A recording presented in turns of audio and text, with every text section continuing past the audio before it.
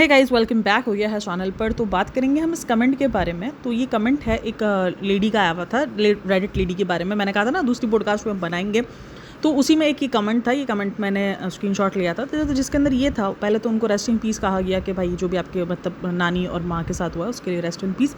और उसके बाद उन्होंने एक बात कही कि हमारे इधर जब भी ऐसा कुछ होता है ना, मतलब किसी मतलब हिंदू में अगर किसी की डेथ हो जाती है तो फिर कोई फेस्टिवल सेलिब्रेट नहीं किया जाता। अच्छा, मुझे इतनी ज़्यादा कोई इन्फॉर्मेशन नहीं है। मैंने एक पॉडकास्ट आप लोगों के साथ शेयर की हुई है, आप लोग देख लेना। मैंने वो शेयर की है, रात में ही शेयर की है। मतलब वो मिस्ट्री गर्ल करके जो लड़की है उसकी मैंने पॉडकास्ट एक शेयर की है। तो उसने ना वहाँ काफ़ी कुछ क्लियरली बताया था, क्योंकि मैं इतना सब कुछ जानती नहीं हूँ, इसीलिए मुझे आइडिया नहीं होता। लेकिन ये कमेंट भी था और वो पॉडकास्ट भी थी, उसमें काफ़ी सारे लोगों ने ये बात की हुई थी। मतलब काफ़ी सारे लोगों ने, उस बंदी ने बात की हुई थी कि क्या है क्या नहीं है, क्या सीन है। तो ये सब कुछ उसने बताया है। लेकिन अगर उसने जवाब दिया ना, मतलब रेडिट लेडी ने उस चीज़ का कि बिकॉज मेरी शादी काफ़ी नहीं है, कुछ रिचुअल ससुराल वालों की तरफ के करने पड़ते हैं और नवरात्रि की पूजा नहीं कर सकते, पर व्रत तो दिमाग और सुकून और मन की शांति का होता है ना, वो तो कर ही सकते हैं। तो ये उसने उसको जवाब दिया कि हम नवरात्रि, क्योंकि इसने अपनी वीडियो के अंदर नवरात्रि के व्रत का और इन सब का जिक्र किया, जिसकी वजह से लोगों ने इस चीज़ को, मतलब जो हिंदू मज़हब को ज़ाहिर सी बात है फॉलो करते हैं, उनको तो पता ही होगा ना कि उस मज़हब में या उस धर्म में क्या हो रहा है, क्या नहीं हो रहा, या क्या रिचुअल्स हैं वहाँ के। तो वो सारी चीज़ें हैं। तो ये उन्होंने कहा था उस पर। तो उसने कहा कि नहीं, हम जो है वो पूजा नहीं कर सकते, लेकिन हम व्रत तो रख सकते हैं। और काफ़ी सारे लोगों का मानना होता है जब एक शादी हो जाती है तो फिर जाहिर सी बात है आपको अपने ससुराल के रिचुअल्स आप बहुत ज़्यादा फॉलो कर रहे होते हो, और ससुराल वाले अगर आपके नहीं मान रहे तो फिर जाहिर सी बात है आपको रखना पड़ता है, करना पड़ता है। तो ये सारी चीज़ें हैं। तो इस पे कुछ लोग सेटिस्फाई हुए भी है और कुछ लोगों के अपने भी क्वेश्चन है। अच्छा, इसने ना अपने कमेंट्स को मतलब वो कर दिया है, रिस्ट्रिक्ट कर दिया है। मतलब आप कमेंट्स वगैरह नहीं कर पा रहे हो, कमेंट्स रिस्ट्रिक्ट हो गए हैं इसके। तो बहरहाल तो ये सारे लोग लिख रहे हैं वहाँ पर कमेंट्स वगैरह में। तो ये बात थी जिसको लेकर काफ़ी एक तरीके से हलचल मची, क्योंकि लोग थोड़ा बहुत डाउट कर रहे हैं उसकी मदर को लेकर, उसकी नानी को लेकर। लेकिन मैंने पहले भी कहा कि यार मैं सब चीज़ों पर डाउट नहीं कर सकती जब तक कुछ ऐसा सॉलिड नहीं मिलता, क्योंकि मतलब मैं ऐसे किसी की डेथ को, यार कोई अपनी माँ को और नानी को बोल रहा है। कल भी मुझे कमेंट्स आए हुए थे कि यार आपको ऐसे लोग मिल जाएंगे। मैं मानती हूँ ऐसे लोग मिलेंगे, लेकिन फ़िलहाल वो बंदी यार मेरे पास कमेंट सेक्शन में क्या, मेरी जो है ना वो उस पर, मतलब मेरे इंस्टाग्राम पर जब मेरी उससे बात हो रही थी वो रो रही थी। अब मैं ठीक है इमोशनल, मैं इमोशनल नहीं जाती कि मैं कोई इमोशनल, मैं कोई बह जाती हूँ, नहीं, मैं बड़ा सोच समझ के बात कर रही होती हूँ। लेकिन ये चीज़ें ऐसी होती हैं जिस पर आप क्या ही बोल सकते हो, जब तक कुछ ऐसा आपको दिखे ना, करे ना। तो फ़िलहाल तक तो वो जो बोल रही है तो अल्लाह पाक उसके लिए आसानी करे। और अच्छा, उसके बाद ना मैंने एक चीज़ नोटिस की कि वो शबनम जी पे तो काफ़ी भड़की हुई है। ठीक है, शबनम जी पे तो वो काफ़ी गुस्से में, वो इसलिए गुस्से में भी रही कि मैंने उनके आगे हाथ जोड़े। उसने मुझे भी ये बात कही कि मैंने उनके आगे हाथ जोड़े और मैंने उनको कहा कि प्लीज़ आप मुझे जितना आपको मतलब नंगा करना है आप कर लो, लेकिन आप मेरी नानी के बारे में ना वीडियो बनाना, क्योंकि मेरी नानी बहुत तकलीफ़ में है, बहुत जो है वो इस वक्त आखिरी सांसें ले रही हैं। और उसने ये सारी बातें मुझे भी कही थी और इसने अपनी वीडियो में भी कही। लेकिन शबनम जी ने फिर भी जो है वो वीडियो बना दी और वो वीडियो के अंदर उन्होंने वो सारी चीज़ें जो हैं वो डाल दी। मेरी नानी को भी इन्होंने मतलब उनकी नानी को लेकर शबनम जी ने जो बातें कही, मतलब वो ये कही थी ना कि उसकी नानी को, उसने मुझे इमोशनल किया है अपनी नानी के बात कर करके, और ये सब कुछ मतलब इतना ज़्यादा मतलब नानी का जिक्र तो नहीं आया था शबनम जी की जो मैंने वीडियो देखी थी। तो उसमें ऐसा कुछ नहीं था कि जो बहुत ज़्यादा नानी को मतलब कहा गया हो या कुछ कहा गया हो कि नानी को लेकर। हाँ, नानी की बात ज़रूर थी, लेकिन शायद वो इस वजह से रोक रही हो कि भाई अगर वो नानी का जिक्र करेंगे उस वीडियो में तो कहीं ऐसा ना हो कि फिर लोग नानी को कॉल आउट करना शुरू कर दें। तो ये सारी बात हुई थी, हो सकता है ये वजह हो।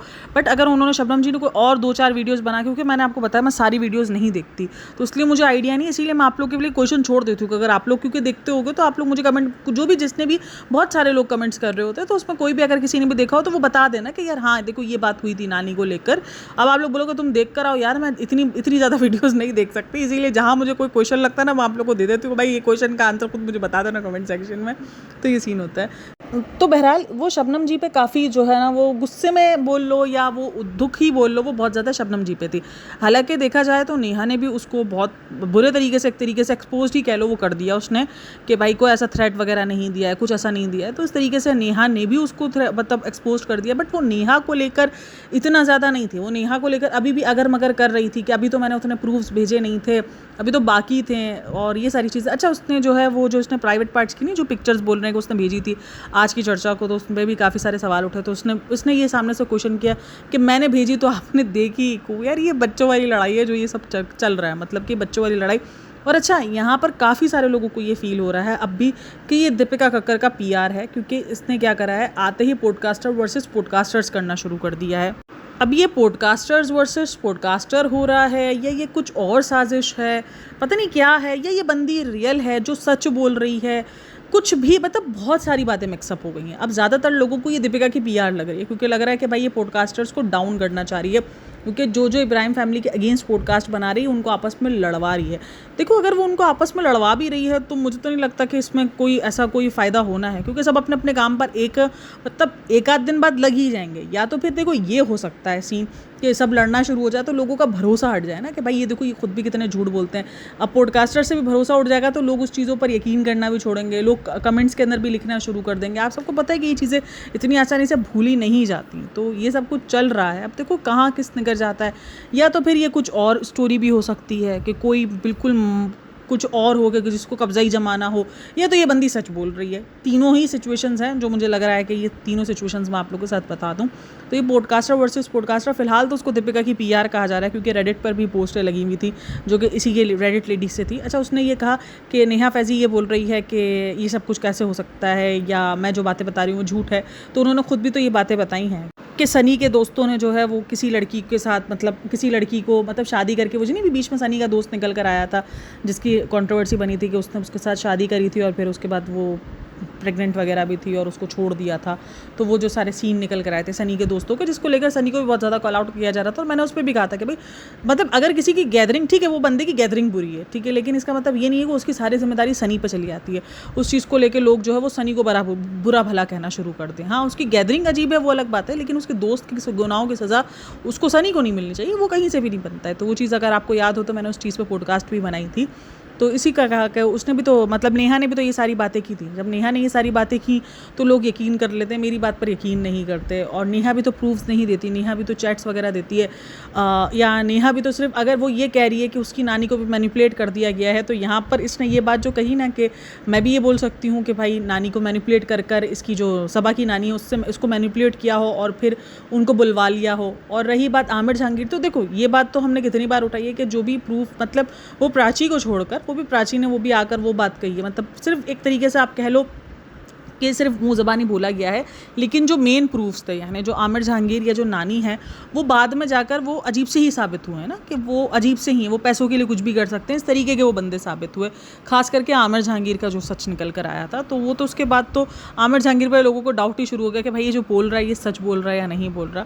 लेकिन खैर जब प्रूफ की बात आती तो मैंने कहा किसी ने भी कुछ ऐसे वैलिड प्रूफ नहीं दिए जिसको वैलिड माना जाएगा। ठीक है, चैट्स वगैरह को तो फिर भी काफ़ी सारे लोग शक की नज़रों में देखते हैं, काफ़ी कुछ होता है। तो ये बंदी ये बोल रही है कि जब आप लोग नेहा की बात पर यकीन कर सकते हो, मुझे लग रहा है कि ये नेहा के साथ खुद को कंपेयर करेगी तो काफ़ी कुछ मुश्किल हो जाएगा उसके लिए। मुझे लगता है कि उसको नेहा के साथ कंपेयर नहीं करना चाहिए। भाई अगर आपके पास जो प्रूफ है आप लगा दो। अगर आप ये सोचोगे कि नेहा पे कोई बिलीव कर रहा है, मेरे पे कोई बिलीव नहीं कर रहा, मेरे पे ये क्यों, तो ये नहीं हो सकता है, क्योंकि आपका झोल बहुत ज़्यादा दिखना शुरू हो गया है। जब नेहा का भी दिखता है कुछ ऐसा तो लोग उससे भी सवाल करते हैं। ऐसा नहीं है कि लोग उसको छोड़ देते हैं, लोग उससे पूछते नहीं हैं, ऐसा कुछ नहीं है। लोग नेहा को भी नहीं बख्शते, जब कुछ सवाल दिखते हैं तब नेहा पे भी क्वेश्चन जुड़ जाते हैं। तो खैर बहरहाल उसने अपनी उस वीडियोस में यही बताया कि लोग नेहा पे बिलीव करते हैं और नेहा लोगों की उस वक्त हेल्प करती है जब कोई उसके बारे में बुरा बोलता है, यानी इब्राहिम फैमिली के बारे में। ये बात अभी नहीं, ये बात पहले भी हुई थी नेहा के लिए कि नेहा उनको हेल्प करती है। नेहा सबको पैसे इसलिए देती है, उन लोगों को पैसे इसलिए देती है जो लोग उसकी इब्राहिम फैमिली की बुराई करते हैं। तो ये चीज़ नेहा पे पहले भी उठी हुई है, लेकिन नेहा का अलग क्लियर रहा है जब नेहा ने एक आध बार इस चीज़ को लेकर क्लियर किया था कि ऐसा कुछ भी नहीं है। अच्छा, उसने मुझे यही बताया कि हमें जो है वो हम जो हेल्प करते हैं ना, वो मुझे फैज़ी ने मना किया हुआ है कि तुम मत बताओ। हमने एक दो बार बताया भी है तो फैज़ी ने मुझे रोक दिया कि तुम ये काम नहीं करो, भले जिसको यकीन करना है करे, जिसको यकीन नहीं करना नहीं करे तुम, लेकिन ये सारे काम नहीं करो। अब लोग ये भी नेहा पे ये भी सवाल उठा रहे हैं कि भाई ठीक है चलो जी, कि अगर आप नहीं बता रहे, वो भी एक अलग बात है कि अगर आप किसी की हेल्प करके बता नहीं रहे, लेकिन फिर वो लोग जो निकल कर आते वो ये बोलते कि हमने नेहा को हेल्प के लिए मैसेज किया तो नेहा ने हमें रिप्लाई नहीं किया, हमारे मैसेज सीन करके छोड़ दिए। तो ये सब भी मैंने एक दो कमेंट्स भी ऐसे रीड करने शुरू किए हैं। इवन जो लास्ट टाइम नेहा की शबनम जी की लाइफ भी थी, तब भी वहाँ एक लेडी आई थी जिसने ये बोला था कि भाई मैंने हेल्प करने के लिए मैसेज वगैरह किए थे, उसने सीन करके छोड़ दिए। तो ये सारी चीज़ें चल रही हैं नेहा को लेकर भी, और रेडिट लेडी के लिए भी अभी ये सब कुछ चल रहा है। आप लोग का क्या कहना है इन सब में? आप लोगों को क्या लगता है रेडिट लेडी का क्या है क्या नहीं है? तो ये सब मुझे लाजमी बताना। बाकी वीडियो अच्छी लगी हो तो like share and subscribe my channel. अपना बहुत सारा ख्याल रखना। मिलता है नेक्स्ट वीडियो में, तब तक के लिए टेक केयर, बाय बाय, अल्लाह हाफ़िज़।